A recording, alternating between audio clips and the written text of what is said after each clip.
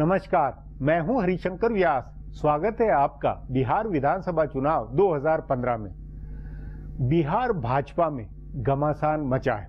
पहले पटना साहिब के सांसद शत्रुघ्न सिन्हा नाराज थे, फिर आरा के सांसद आर.के. सिंह नाराज हुए। टिकट बंटवारे से लेकर प्रचार अभियान तक कई बातों को लेकर नेताओं में नाराजगी है। मुख्यमंत्री पद के दावेदारों को लेकर अलग खींचतान है। ऐसे में पार्टी को सचमुच एकजुट करके चुनाव लड़वाना बहुत बड़ी चुनौती है। हालांकि पार्टी के राष्ट्रीय अध्यक्ष अमित शाह खुद इस चुनौती से निपटने में लगे हैं। भाजपा ने रामविलास पासवान, जीतन राम मांझी और उपेंद्र कुशवाहा के जरिए बड़ा सामाजिक समीकरण बनाया है, लेकिन इस समीकरण के नेताओं के बीच रिश्ते बहुत सहज नहीं है। फिर भी भाजपा नेताओं को भरोसा है कि नरेंद्र मोदी का प्रचार शुरू होते ही एनडीए में एकता दिखने लगेगी। एनडीए के मुकाबले भाजपा नेता महागठबंधन में ज्यादा बिखराव मान रहे हैं। बहरहाल अब आगे के प्रोग्राम का ब्यौरा अजीत द्विवेदी से जानें।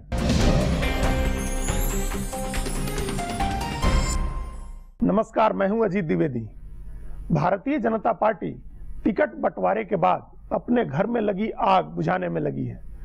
पहले अकेले शत्रुघ्न सिन्हा नाराज थे, अब आर.के. सिंह भी नाराज हो गए। कई और सांसद विधायक दबी जुबान में शिकायत कर रहे हैं। पार्टी के सांसदों और विधायकों की नाराजगी और सहयोगी पार्टियों से तालमेल बिगड़ने की संभावना ने पार्टी के नेताओं को सावधान किया है। इस पर चर्चा करें उससे पहले गौर करें इन सियासी चुनावी सुर्खियों पर।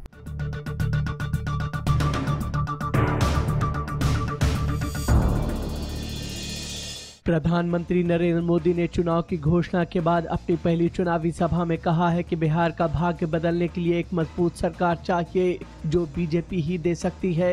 अपनी पहली चुनावी सभा की यह बांका पहुंचे प्रधानमंत्री ने कहा कि इस बार बिहार में 2 दिवाली मनेगी। एक दिवाली उस दिन मनेगी जिस दिन नतीजे आएंगे और दूसरी दिवाली तो आएगी ही। प्रधानमंत्री ने अपने भाषण में 24 घंटे बिजली मुहैया कराने का वादा किया और कहा कि 2022 तक हर गरीब का अपना पक्का मकान होगा। उन्होंने कहा कि वो बिहार के लोगों से प्रार्थना करने आए हैं। भारत को आगे बढ़ाने के लिए सबसे पहले बिहार को आगे बढ़ाना होगा। प्रधानमंत्री ने कहा कि सारी मुसीबतों का समाधान विकास में है। उन्होंने लोगों से विकासवाद को वोट करने की अपील की।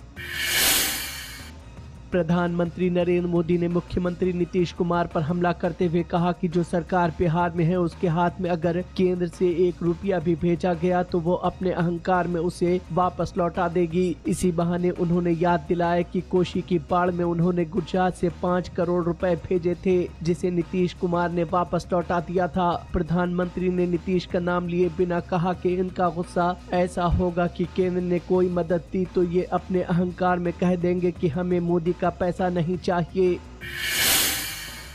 प्रधानमंत्री ने अपनी अमेरिका यात्रा का भी जिक्र किया और कहा कि वहां भी बिहार के नौजवान उनसे मिलने आए और कहने लगे कि मोदी जी हमारा बिहार कब बदलेगा। मोदी ने कहा कि अमेरिका में बसे बिहारी नौजवानों ने उनसे कहा कि वो उनकी बात बिहार तक पहुंचा दें। उन्होंने कहा कि केंद्र ने आज बिहार के लिए खजाना खोल दिया है और ये कोई उपकार नहीं है, ये बिहार का हक है जो उसे पहले नहीं दिया जाता था। उन्होंने माओवादियों से अपील करते हुए कहा कि उन्हें बंदूक छोड़कर मुख्यधारा में वापस लौटना चाहिए।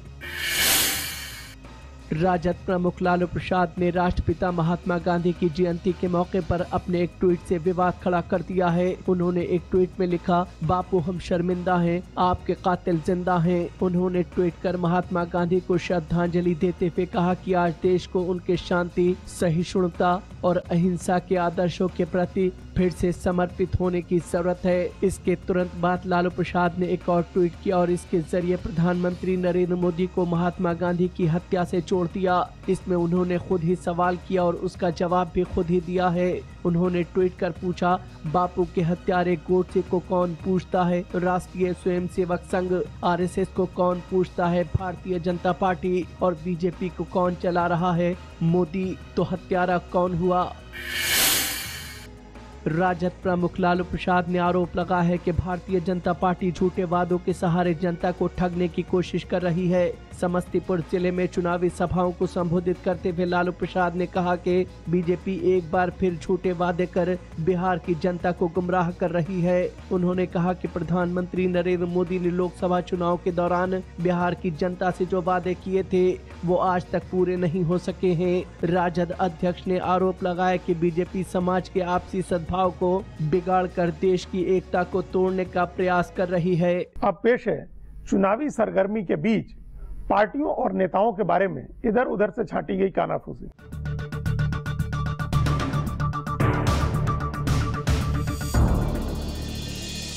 बिहार में इस बार चुनाव प्रचार कमाल का हो रहा है। सभी पार्टियों ने दूसरे राज्यों से प्रचारक बुलाए हैं। हालांकि ज्यादातर पार्टियों के बड़े नेता चुनाव नहीं लड़ रहे, फिर भी सभी पार्टियों ने प्रचार के लिए दूसरे प्रदेशों से नेताओं और कार्यकर्ताओं को बुलाया है। लालू प्रसाद का कहना है कि भाजपा का प्रचार करने के लिए गुजरात और मध्य प्रदेश से लोग आ रहे हैं। ये सही है, लेकिन ज्यादातर लोग पूर्वी उत्तर प्रदेश से आ रहे हैं। बिहार की सीमा से लगने वाले इलाके के सांसदों और विधायकों को प्रचार में उतारा गया है। समाजवादी पार्टी ने भी उत्तर प्रदेश के अपने कई बड़े नेताओं को बिहार में प्रचार में लगाया है। यूपी से 500 कार्यकर्ता बिहार गए हैं। शिवसेना ने 50 सीटों पर उम्मीदवार उतारे हैं और महाराष्ट्र से उसके नेता और कार्यकर्ता प्रचार के लिए बिहार पहुंच रहे हैं। इसी तरह कांग्रेस पार्टी ने दिल्ली से नेताओं को भेजने का फैसला किया है। अजय माकन, महाबल मिश्र समेत कई नेता बिहार में कांग्रेस का प्रचार करेंगे। हरियाणा के पूर्व मुख्यमंत्री भूपेंद्र सिंह हुड्डा भी प्रचार के लिए बिहार जाएंगे।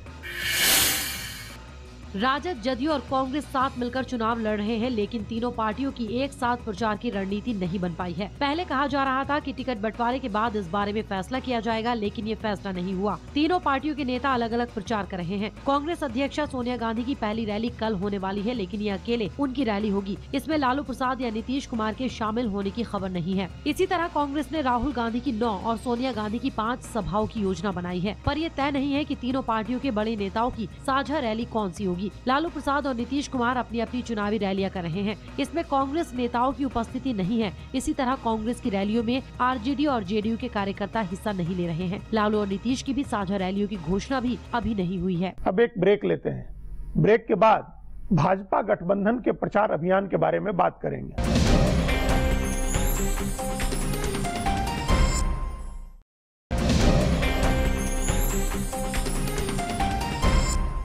ब्रेक के बाद आपका स्वागत है।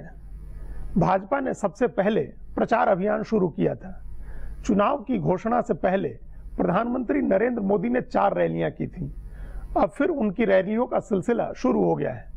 भाजपा को सबसे ज्यादा उम्मीद नरेंद्र मोदी के करिश्मे पर है, लेकिन करिश्मे के बावजूद पार्टी जमीनी तैयारियों में कोई कसर नहीं छोड़ रही है। इस पर आज हमने पार्टी के प्रदेश उपाध्यक्ष और प्रवक्ता संजय मयूख से बात की है। संजय मयूख जी, अब आपका जो अलायंस बनना था 4 पार्टियों का बन गया, सीटें तय हो गई, सीटें बट गई, अब जमीनी स्तर पर प्रचार शुरू हो गया, लेकिन टिकट बंटवारे के टाइम जो कुछ पार्टियों को लेकर के हम का या लोजपा का या बीजेपी में के अंदर भी कुछ जो स्वाभाविक रूप से जो हुआ, उसका कोई जमीनी असर दिख रहा है आपको, या जमीनी स्तर पर आपका गठबंधन बहुत कायदे से लड़ रहा है? देखिए, योग्य और अनुभवी कार्यकर्ताओं को हमने टिकट दिया है और वो चुनाव लड़ रहे हैं। यहाँ बिहार की जनता चाहती है जंगल राज से मुक्ति। जैसे देश चाहता था कांग्रेस मुक्त भारत, उसी तरह बिहार की जनता चाहती है कि जंगल राज से मुक्ति। उस मुक्ति के आंदोलन में हम अग्रणी भूमिका में हैं। भारतीय जनता पार्टी और राष्ट्रीय जनतांत्रिक गठबंधन के दल बिहार में एक बार सुशासन का राज स्थापित करना चाहते हैं और पूरी तरह से माननीय नरेंद्र मोदी जी का जो नारा है, सबका साथ सबका विकास, विकास कार्यक्रमों का कार्यान्वयन, यह चुनाव किसी उन्माद के सहारे कोई न लड़े।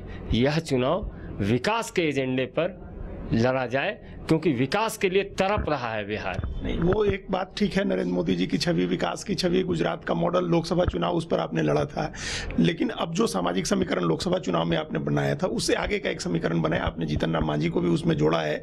लेकिन जब ज्यादा साथी आपके जुड़े तो कुछ टकराव भी हुए, कुछ चीजों को लेकर के विवाद हुआ। उन चीजों को क्या निपटा लिया गया है या जमीनी स्तर पर उसका कोई असर होगा? देखिए, हमारी पार्टी और हमारा गठबंधन, माननीय नीतीश जी को भी अनुभव रहा होगा, इस गठबंधन में लोकतांत्रिक प्रक्रिया है। यहाँ सुप्रीमो संस्कृति नहीं है। इस लोकतांत्रिक प्रक्रिया में निर्णय के पहले कुछ वाद प्रतिवाद आता है, लेकिन निर्णय के बाद सिर्फ और सिर्फ लक्ष्य की ओर सभी चल पड़ते हैं। तो हम लक्ष्य की ओर चल पड़े हैं, बिहार की जनता हमारे साथ है। बिहार की जनता ने लोकसभा चुनाव में, विधान परिषद चुनाव में हमें जनादेश दिया कि इस जंगल राज से मुक्ति दिलाइए, उस पर हम काम कर रहे हैं। ये आपकी पार्टी का कल्चर है, जहां सुप्रीमो का कल्चर आप कह रहे हैं नहीं है, लेकिन लोक जनशक्ति पार्टी में सुप्रीमो का कल्चर है, हिंदुस्तानी अवाम मोर्चा में सुप्रीमो का कल्चर है, राष्ट्रीय लोक समता पार्टी में सुप्रीमो का कल्चर है। तो उनके यहाँ हुआ विवाद, जैसे अब उन्होंने कहा कि हम हरवाएंगे उनकी पार्टी को, उन्होंने कहा कि हम 40 सीटों पर हरवाएंगे, इसका कुछ जमीनी स्तर पर असर होगा? क्या कहा क्या नहीं कहा इससे मतलब मत रखिए, मतलब साफ है। उन सब ने एक बात जरूर आपसे कही होगी कि लालू नीतीश जी के शासन से मुक्ति चाहिए। तो अब तो इस मुक्ति के आंदोलन में पीछे की बात कहाँ देख रहे हैं, आगे की बात देखिए। बिहार विकास की प्रतीक्षा में है। बिहार भारतीय जनता पार्टी नीत गठबंधन को स्वीकार करने को तैयार है, क्योंकि लोकसभा में स्वीकारा और अब विधानसभा में स्वीकारेगा। इसलिए पीछे मत देखिए।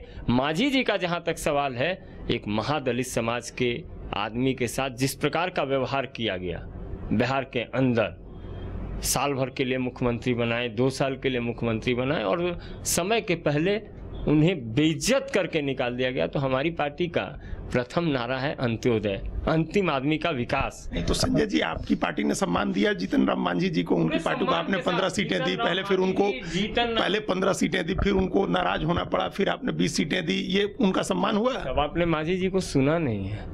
हम बोल रहे हैं, माननीय अमित शाह जी हमारे लोकप्रिय राष्ट्रीय अध्यक्ष के साथ उन्होंने संवाददाता सम्मेलन किया, उन्होंने सबका, हम कह तो रहे हैं। असल बात मांझी जी को देख रहे हैं उन लोग उसी आईने में जिस आईने में फिट करके उन्होंने रखा था। लेकिन अब मांझी जी बिहार के नेता हैं, मांझी जी राष्ट्रीय जनतांत्रिक गठबंधन के एक प्रमुख नेता हैं, मांझी जी का समाज में प्रभाव है। और उन सारे चीज़ों को देख के जो जनता दल यू के साथी हैं, जो आरजेडी के साथी हैं, वो कुलबुला रहे हैं। मेरा सीधा मानना है, हम पूरे समर्पण भाव से बिहार में विकास को आगे बढ़ाएंगे और उसके लिए हम सब एकजुट हैं। अब किसी तरह का कोई बयान आ रहा है क्या? नहीं, आपने जैसे अभी पिछले सवाल के जवाब में कहा कि लोकसभा चुनाव में आप बिहार की जनता ने स्वीकार किया, ठीक है, लेकिन उस समय एक काफी बड़ा वोट, जो करीब 40-60% के करीब वोट आपके गठबंधन, अभी का जो गठबंधन है उसके खिलाफ गया था।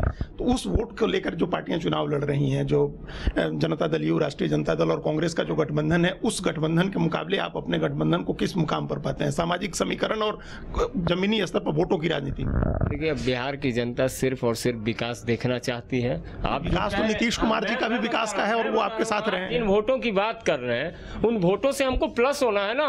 उसके पहले तो केवल हमने बातें कही थी, हमारे हाथ में शासन प्रशासन नहीं था, हमारे हाथ में केंद्र सरकार नहीं था। आज हमारे हाथ में केंद्र सरकार है। आपने देखा होगा विकास की कई योजनाएं पूरे बिहार में, सबसे ज्यादा विशेष पैकेज सब कुछ देकर बिहार की जनता को हमने बताया कि जो हम कहते हैं वही करते हैं। हम विश्वासघाती लोग नहीं हैं। हम लालू जी के खिलाफ चुनाव लड़कर लालू जी को बड़े भाई के रूप में नहीं स्वीकार करते हैं। हम तो सिर्फ और सिर्फ जनता को स्वीकार करते हैं, जिस जनता की बदौलत हम आज देश की राज सत्ता पर हैं। और हम सेवक हैं। हमारे प्रधानमंत्री ने कहा है हम सेवक हैं, प्रधान सेवक हैं, हम प्रधान सेवक हैं। तो हमको भी बिहार में एक बार, सिर्फ एक बार हम कहना चाहते हैं कि एक बार बीजेपी को भी मौका मिलना चाहिए, राष्ट्रीय जनतांत्रिक गठबंधन को मौका मिलना चाहिए। हम सेवा करके दिखाएंगे, क्योंकि 1 साल में जो करके दिखाया उसका हिसाब देने को तैयार है। लेकिन बहुत सारे लोग 10 साल और 15 साल बिहार की राज सत्ता पर कुंडली मारकर बैठे थे और वो लोग हिसाब देने को तैयार नहीं है। एक तमाम इसके बावजूद आखिर में संजय जी ये भी है कि आपने विकास की बात है, नरेंद्र मोदी जी का करिश्मा है, उनका व्यक्तित्व, इन सब बातों के अलावा आपको एक सामाजिक समीकरण बनाने की भी जरूरत पड़ी है। उसके अलावा ये भी कहा जा रहा है, जो चर्चा है, आप उसको बेहतर बताएंगे कि पप्पू यादव आपकी मदद कर रहे हैं, ओवैसी आपकी मदद कर रहे हैं, जो समाजवादी पार्टी और एनसीपी का मोर्चा बना है वो आपकी मदद कर रहा है। तो इन सब चीजों की क्यों जरूरत है? नहीं, हमने तो कभी नहीं देखा। पप्पू जी हैं क्या गठबंधन में?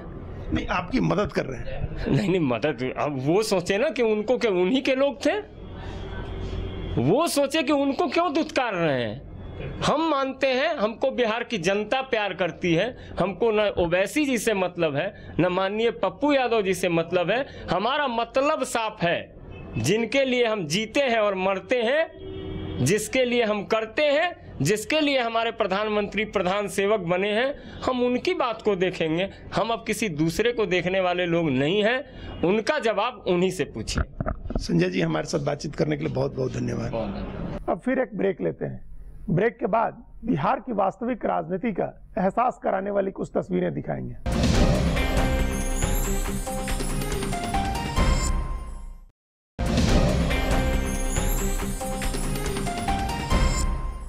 ब्रेक के बाद एक बार फिर आपका स्वागत है। बिहार की चुनावी हकीकत क्या है? पटना में चारों तरफ लगे नरेंद्र मोदी और नीतीश कुमार के होर्डिंग्स और पोस्टर एक कहानी दिखाते हैं, तो पटना से बाहर निकलते ही दूसरी राजनीतिक तस्वीर दिखने लगती है। वहां पोस्टर और होर्डिंग्स नहीं है, लेकिन लोगों के दिलो दिमाग में राजनीति है। सो हम लोगों ने पटना से बाहर गांवों में जाकर लोगों से चुनाव पर उनकी राय पूछी। पहले चरण के चुनाव वाले इलाके के अलग अलग विधानसभा क्षेत्रों से ली गई लोगों की राय आपके सामने पेश है।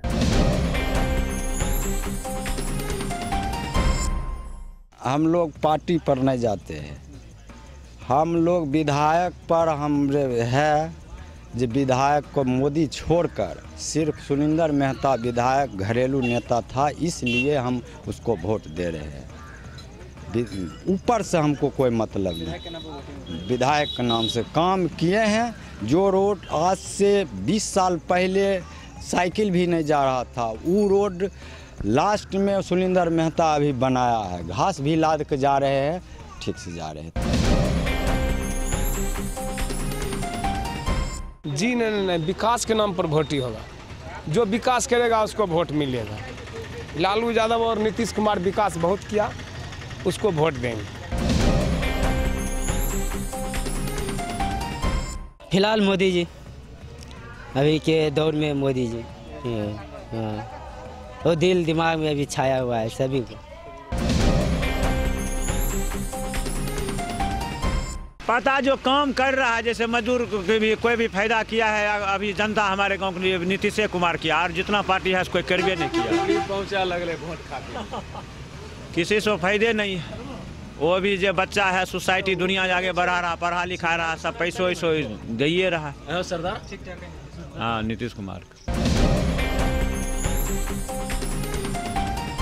हमारा प्रोग्राम अब यहीं खत्म होता है। आग्रह है कि प्रोग्राम पर अपनी राय hsvyas@nayaindia.com पर ईमेल करके बताएं या hsvyas के मेरे अकाउंट पर ट्विटर करके जाहिर करें। अब सोमवार को फिर मिलेंगे इसी चैनल पर इसी समय।